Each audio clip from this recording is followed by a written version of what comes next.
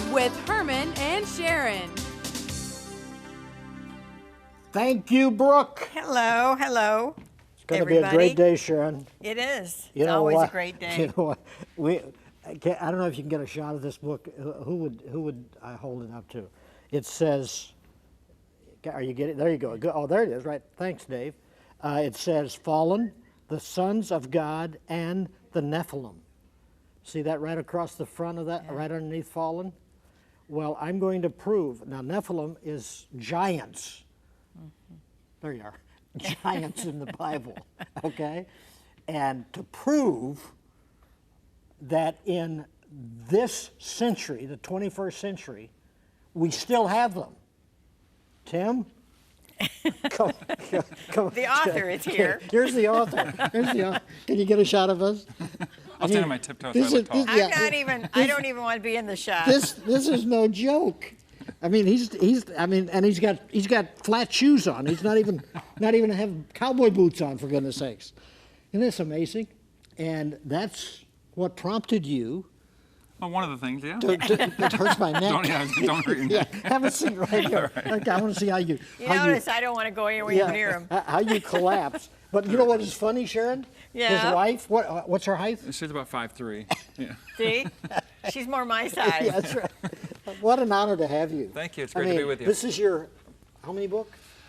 It's nearly 24 that I've either written or co-authored or contributed to. Yeah.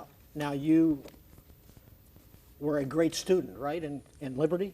Well, great school. I'm not sure if I was a great student. Are you a pastor, Tim? Or I was a pastor, and now I'm a writer and researcher, and wonderful. That's what I do. Yeah. Great. Now, school, was it easy for you? Studies? You know what's interesting is in high school, my two least favorite subjects were English and science. And now I'm a writer, and I write on scientific issues regularly, and it's just, God has a sense of humor. Do you enjoy research? Because you have to do a lot of it. Yep, I do. I didn't enjoy it when I was younger because I just wanted to spend my time playing basketball, but God really changed my heart when I was about 21, 22, and that's really all I love doing is researching and writing and speaking, and it's just God's blessed me with that opportunity, so I love doing it. If it's all right with you, we're gonna. He's got 32 chapters in this book. You have to get your copy. It will be a keepsake forever. Okay, I'm telling you, get yourself a copy. But Dave, my director, I believe you have something for me on the screen that I'd like Tim to turn to my monitor over here and read it for us. Does Dave have that? What graphic is it? It's the whole passage here was supposed to be given to him. Maybe he doesn't have it. Okay.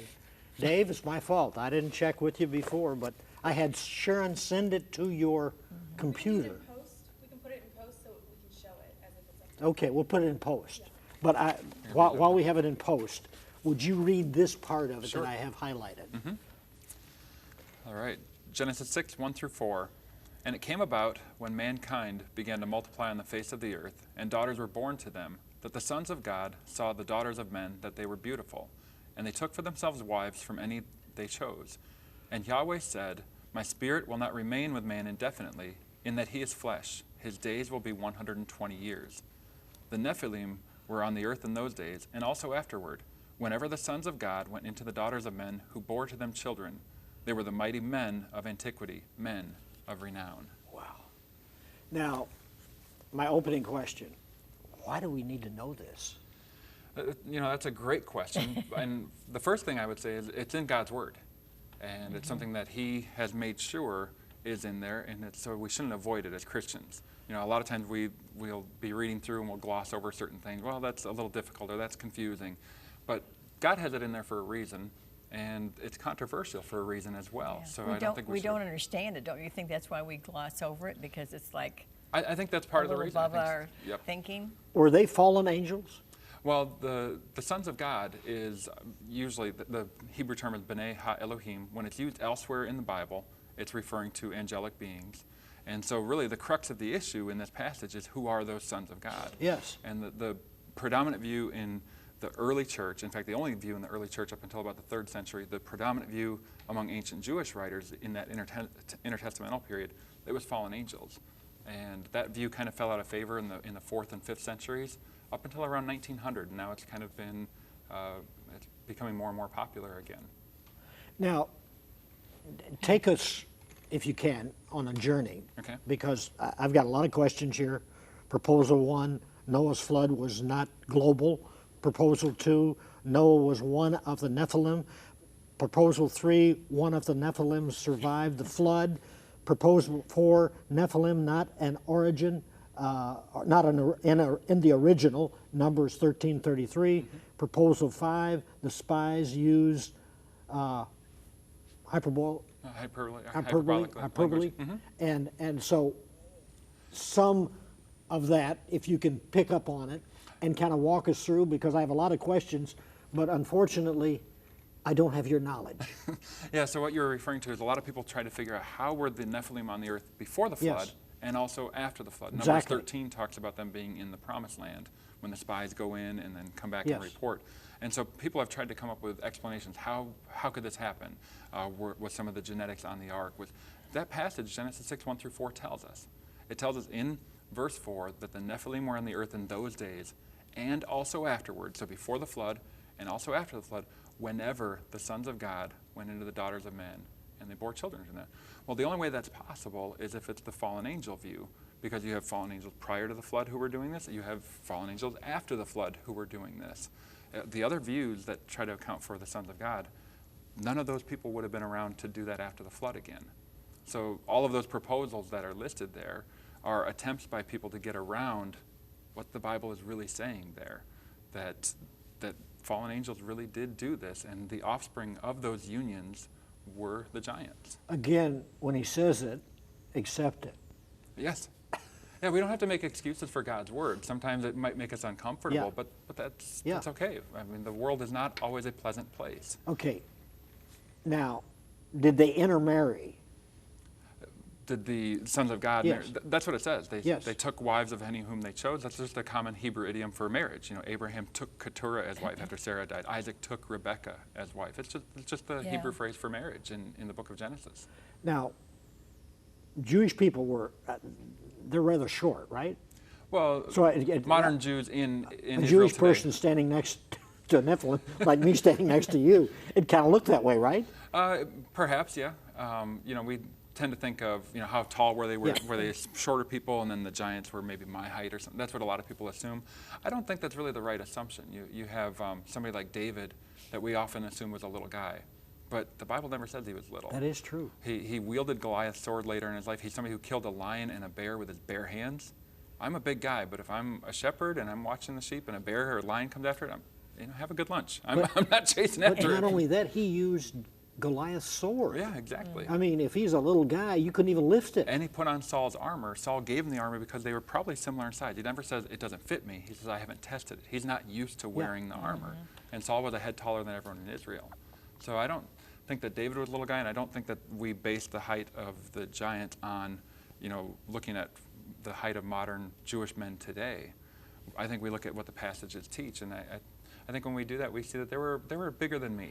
Now, when Moses was bringing the children of Israel through, and he wanted them to go in and find out, and he sent spies over, and they came back and said, no, these are giants. I mean, they will step on us, or I'm just paraphrasing, but wrong decision, obviously. Right. Yeah, the God who had just brought them out of Egypt through all these signs and wonders, doing all these miracles, parting the Red Sea, and really showing that he has power over all the gods of Egypt. That's what each of the plagues were designed to do, is to show that his power is over those different gods. They should have trusted him to take care of the giants in the land as well, but for whatever reason they didn't. I think there's a hint in the passage why they didn't. I mean, they said the land is really good, here's its fruit, all these wonderful things, just like it was promised, it's flowing with milk and honey. And then they said, but the people are really tall and strong, the cities are fortified. And then they said, it's a land that devours its inhabitants. And a lot of people kind of balk at that phrase, like, well, maybe it just means there's always war, and I have a whole chapter dealing with it. I think what they're saying is the large people in the land, devour the land's inhabitants. It's cannibalism. And I think that would be pretty scary if you were an Israelite at that time, thinking, that's how I'm going to go Die. out. That's why God brought me out here, is Yeah. to go into this land. And Yeah. So you can understand why they might be terrified of that. But they still should have trusted God, and 10 of the 12 did not. Of course, Joshua and Caleb did. When you're writing this, I mean, you're gifted, no question, no question, and God's given you a mind that can pull it off. And I'm reading through it. It's something that when you're reading it, you realize you will probably never read another book like this. What is it you want to deliver to the people watching this telecast, hearing you speak? What do they need to walk away knowing? Well, I think you hinted at when you said they'll never read another book like this. What I want them to understand from my book is when they're reading the Bible, they'll never read another book like this. Amen. That the Bible will come alive in ways that they've never imagined. Some of the things that we talk about, it's not just limited to that Genesis 6, 1 through 4. It's not just Numbers 13. It is throughout the Old Testament. And part of it reminds us that our battle is not against flesh and blood, but against the spiritual forces in this world, the principalities and powers, as Paul talks about in Ephesians 6. That's woven throughout the Old Testament, throughout the New Testament. It's the God of Israel, Yahweh, versus the gods of these other nations. And he's going to win. Just like we know he wins at the end, he demonstrated his authority throughout the Old Testament as well. And that's really what this issue comes down to. And he's showing the people that time and time and time again. I don't care how big the people are. I don't care how mighty their gods supposedly are. I'm the one true God, and you can trust me. And so I want people to see the Bible come to life and realize that it's relevant for our day. And it'll never be the same to them again. I have a friend who said it's almost like making the Bible into a 3D movie once you read through this and you learn this topic. It is. It is. I mean, it's like, you know, I read through the Bible every single year, over 30 years now. And when I'm reading this, I'm going, you know, I covered that, but it was meaningless. I mean, I'm just being honest. It was like, okay, I don't want to skip through anything, but your mind goes, that has to be there for a reason. And then I get your book, and then I find out it is. How do you research? I mean, what did you find? Where did you go to add to what you wanted to write? Yeah, well, it started off as my thesis for my THM degree at Liberty back in 2011. And so I thought, how am I going to write, 30, 40,000 words on this topic? Yes. And I started diving in, and there wasn't a lot of information in the commentaries. There's a little bit here and there. Some of the academic commentaries have more. There's some journal articles about it, and then a dissertation or two on somewhat related subjects. So it was hard to find some of the sources originally. And then as you dive deeper, you realize, okay, some people have written on this particular part. Some have written on this particular part. But as a whole, there's nothing else that's really like that dives into more of a Bible study on who are the sons of God, who are the Nephilim. A lot of times the books that are out there want to get into end times conspiracies about these. And I didn't want that. I wanted, here's a focus on this passage in the Bible. Let's have a very serious Bible study and help people see that the Bible really does come to life when you do that. There's no more ancestors of these people on earth anymore, are there? I don't think so. They really disappear from the pages of Scripture around David's time. So David kills Goliath, and he's from Gath, which is one of the three places where when Joshua drove the giants out of the land, everywhere except for Gaza, Gath, and Ashdod. And then David's mighty men fought against a few giants from that same region. And then they kind of disappear from the pages of Scripture. So I think that God's showing us. You as tall as you're 6'7"? 6'8", 6'9". Yeah. Wow. We'll go for 6'9". Yeah. If you were standing next to Goliath, would you feel short? If he were 9'9", as most of our Bibles say, then yeah, I would feel really tiny. Wow. I would probably come up to about here. I can't imagine 9'9". Oh my goodness. Yeah. Now, wow. As a writer, you have to receive something while you're writing, right? I mean, you have to feel, okay, this is important, and you have to experience, I mean, obviously the Holy Spirit living within you.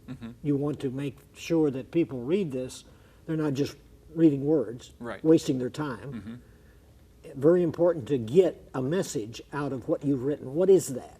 Well, I think there's two things that I really want people to be able to learn from this. One, from an apologetics perspective, which is what Meaning? defending the Christian faith. Right. One of the biggest arguments that skeptics have against the Bible today is that, well, God in the Old Testament is mean, he's vindictive. Look, he ordered the Israelites to wipe out all those people, men, women, and children in the Promised Land. The flood came and destroyed them all. What they don't realize is the context in both those passages, both those places, is when this was happening. In fact, the only cities, in the only people groups in the Promised Land where God said kill them all, men, women, and children, is where there were giants. The other ones he said you can make an offer of peace to. If you read carefully, that's exactly what's going on. Can you repeat that again? Really? Because I mean, Yeah. that is such revelation right there. Say it again. Yeah, the only places, if you read through Joshua 10, 11, and 12, where it's describing the northern and southern campaigns that they waged in the land, the only places where God said to wipe them out, men, women, children, animals, and this is what the skeptic picks up on, it's only in those places where the giants were. He doesn't say it in the other places that are outside of that. There he said you can make an offer of peace to them and those other things, but that they don't understand the context. And then pre-flood, it's the same thing. You had asked me, what do I want people to get from it? That's one thing. The other thing is there are a lot of people who are not Christians who hear that word Nephilim. It's out there in our culture for all, the ancient alien show on History Channel. Yes. And some people have heard that word in the wrong context, and they're being taught a lot of things that are untrue about that subject. Speculation. Yeah, a lot of speculation. So there are a lot of non-Christians who might want to read this book just because I want to learn about the Nephilim. They're going to hear the gospel, and they're going to see that what Christ did for us by dying on the cross for our sins and then rising from the dead is the only way that we can be saved.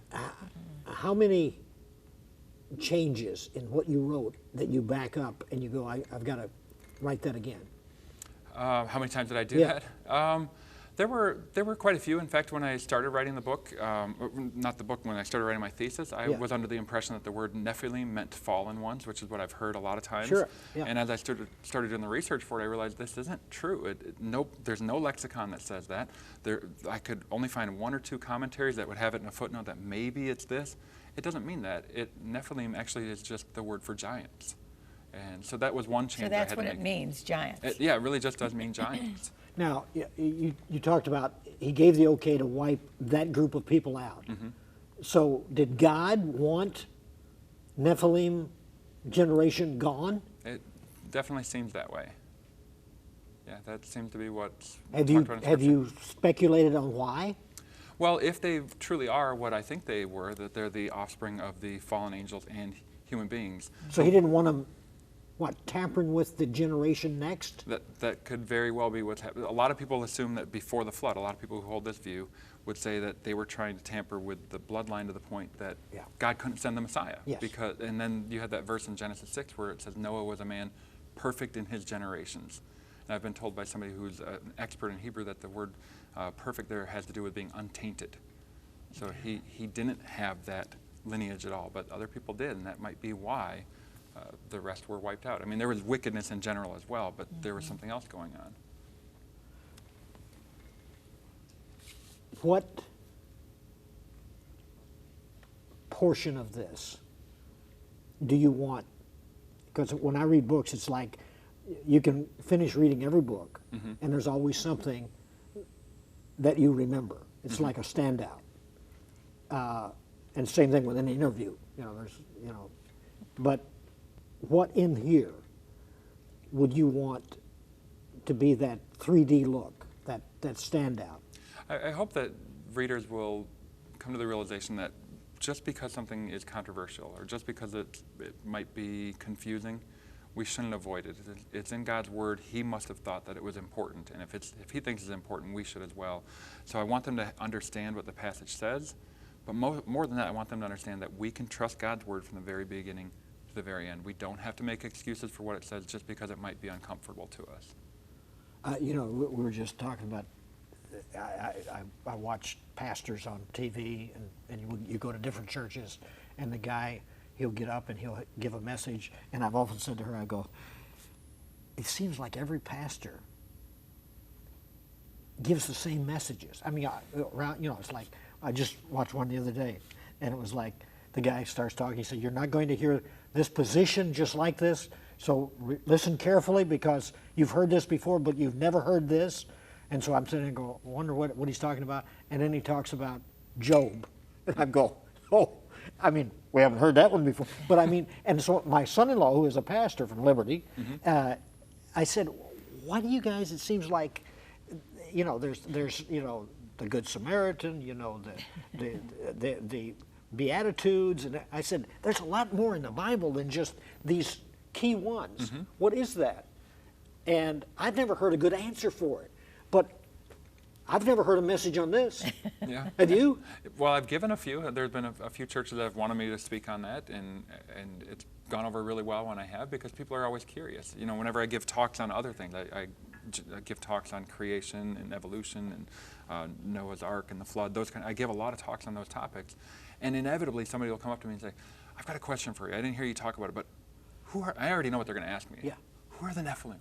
And people are so curious about that. They ask about it all the time. And I thought, there's got to be something good out there about this. And when I was researching, there really wasn't something that was a very solid Bible study on this topic. Now, how can you take this and make it relevant today? How does that work? Well, I think we mentioned two of the things already, just that, as an apologetic, you know, defending Yes, God's character in the yes. Bible. There's a purpose. Yep, there's a purpose there. Also, leading people to the gospel message itself, and you know, so those issues, those are always relevant. Defending Scripture, and also, you know, to Jesus Christ. But some people saying, you know, you joked about it in the intro that we're here to prove the giants are still around.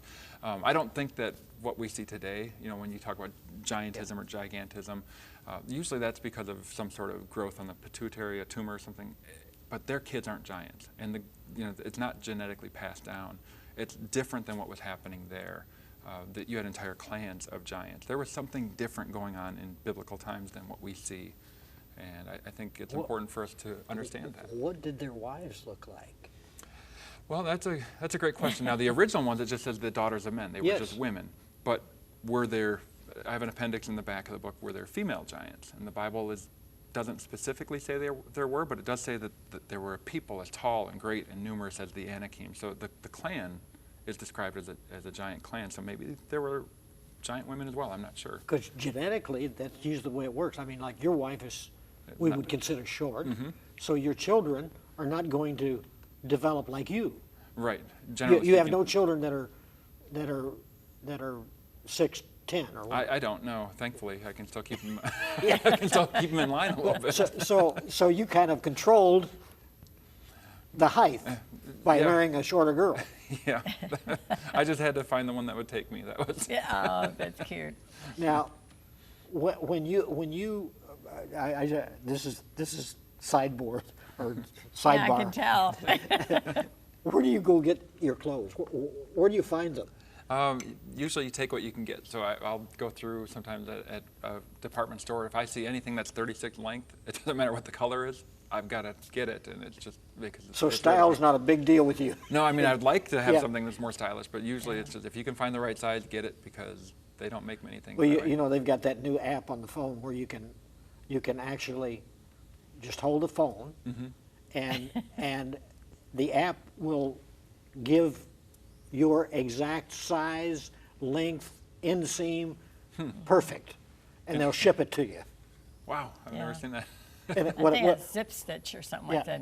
What I love is that if you did that, and they're going, Does not okay, we compute. got another order, and they look, whoa, are you serious? This is a real person? But I mean, it is amazing. You don't think about things like that. I had a friend ask me to be part of his wedding party before, and I went to this large company that does men's suits, and I said, I need a 52XL. They didn't have a single one in the entire company. 52XL. Yeah, for a jacket. And they didn't have a single one. The entire nationwide didn't have one my size. Now this is the big book. He started at chapter 18, but Yeah. if you 32 look at chapters. So is the whole book. Tell us about what the whole book is about. Yeah, so the whole book, it begins with that passage, Genesis 6:1-4, just as kind of an introduction, easing people into the issue, helping them understand some of the basics. And then the first half of the book is a study of the sons of God. Who were they? Because there's been three major views throughout church history. So it looks at the strengths and weaknesses of each of those positions. Yeah. And then with the fallen angel view, it has by far the most evidence for the view. it also has by far the most objections. And so when I've been talking, you probably have listeners saying, well, but what about this? Or didn't Jesus say they couldn't do this? There's 5 chapters dealing with the objections against the fallen angel view to show that, yeah, it does withstand scrutiny, and it is consistent with Scripture. So that's What is the most prevalent objection? I think it's that one from a lot of times Matthew 22:30. Jesus says the angels in heaven do not marry.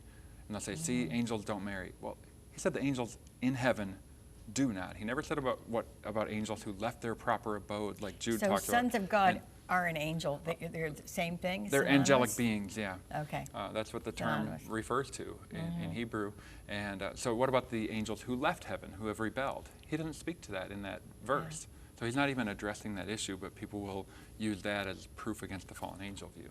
Where do you fall doctrinally? I would be, I guess if you look at a conservative evangelical or many Baptist churches, statement of faith-wise, I would be right in line with those. Now, so I went to Liberty, I would agree with the vast majority of what they would teach. when you are asked to speak, this isn't your only subject, right? No, it's not my only topic. In fact, it's one that a lot of times I don't get to talk about, but if I do, I'm happy to do it, and it's That's great. usually a lot of fun. Really a book that a lot of people would be interested in, I would think. I was so fascinated. Yeah. And I when I picked it up and started reading it, I called my son-in-law. and I said, and I gave The your pastor. And I gave your name or whatever, and I said, he go, oh man, yes. And so he knew about the book and Great. so I said, so this guy's okay? He goes, oh, he's okay. So, because you don't know, because I've gotten some course. books and I get into them and I go, well, I don't know if I, and I start I've had picking people up. send me books before. Yeah, and I start picking up my Bible and I go, okay, that's not what it says. But then of course you can go a long ways when you say, God told me. That makes me nervous too. I want Yeah, to right. That makes me Exactly. shudder because Right. I hear that on TV all the time. They'll even stop and let God tell them what he wants. Okay, he just told me what I'm supposed to If say. I see it word for word in here, then Yeah, God told us this. This is your for sure. Yes. And this is God speaking Yes. today. Yes. But it's amazing. I am fascinated. What's your next book? Actually, I'm going back to do some nonfiction. I have a series called The Truth Chronicles. It's youth fiction for ages like 10 through 15, Yeah. time travel great. adventure to deal with creation evolution, and I've done 6 books in that series.